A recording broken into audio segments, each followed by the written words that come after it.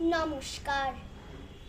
নিবেদন করছি কবিগুরু রবীন্দ্রনাথ ঠাকুরের লেখা খেয়া কাব্যগ্রন্থের কবিতা কৃপণ। আমি ভিক্ষা করে ফিরতেছিলেন গ্রামের পথে পথে। তুমি তখন চলেছিলে তোমার স্বর্ণরথে। অপূর্ব এক স্বপ্ন সম লাগতেছিল চোখে মম। কি বিচিত্র শোভা তোমার, কি বিচিত্র সাজ। আমি মনে ভাবতেছিলেন এ কোন মহারাজ। আজি শুভক্ষণে রাত পোহালো। ভেবেছিলেন তবে আজ আমার দাঁড়ি দাঁড়ি ফিরতে নাহি হবে। বাহির হতে নাহি হতে কাহার দেখা পেলেন পথে। চলিতে রথ ধনধান্য ছড়াবে দুই ধারে।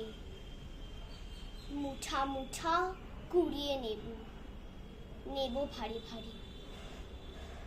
দেখি সহসা রথ থেমে গেল আমার কাছে এসে। আমার মুখ পানে চেয়ে নামলে তুমি হেসে। দেখে মুখের প্রসন্নতা জুড়িয়ে গেল সকল ব্যথা। হেন কালী কিসের লাগি তুমি অকস্মাৎ আমায় কিছু দাও গো বলে বাড়িয়ে দিলে হাত। মরি এ কি কথা রাজাধিরাজ, আমায় দাও গো কিছু। শুনে ক্ষণ কালীর তরে রইনু মাথা নিচু।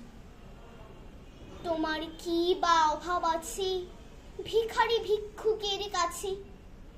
এ কেবল কৌতুকের বশে আমায় প্রবঞ্চনা। ঝুড়ি হতে দিলেম তুলে একটি ছোট কণা। যবে পাত্রখানি ঘরে এনে উজাড় করি, এ কি ভিক্ষা মাঝে একটি ছোট সোনার কণা দেখি। দিলেম যা রাজ ভিখারি রে স্বর্ণ হয়ে এলো ফিরে। তখন কাঁদি চোখের জলে দুটি নয়ন ভরে। তোমায় কেন দিইনি আমার সকল শূন্য করে।